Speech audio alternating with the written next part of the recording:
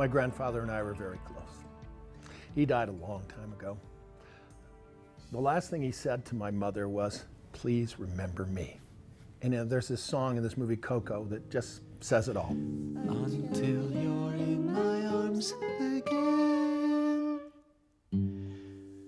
remember me.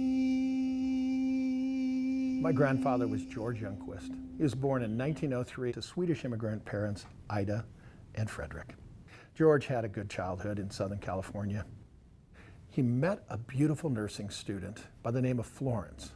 They got married in 1936. They had 2 lovely daughters, the oldest of which was my mother. Sadly, Florence died at the age of 43 of breast cancer. My mother was 14 years old. I was born 6 years later. Gramps was the kindest, most patient man I've ever known.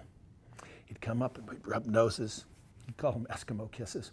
Then we'd rub, that 5 o'clock shadow. I knew I was loved. He always had a camera in his hand.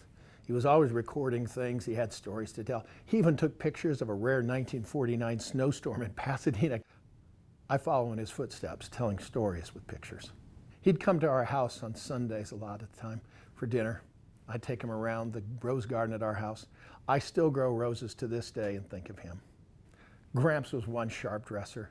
These cufflinks right here are actually his. I made him this custom hat. I call this hat the George. So Gramps, when you say, "Please remember me," I got you covered. Stories have power. They help us understand. I'm George Youngquist's grandson, Doug Jessop, ABC4 News.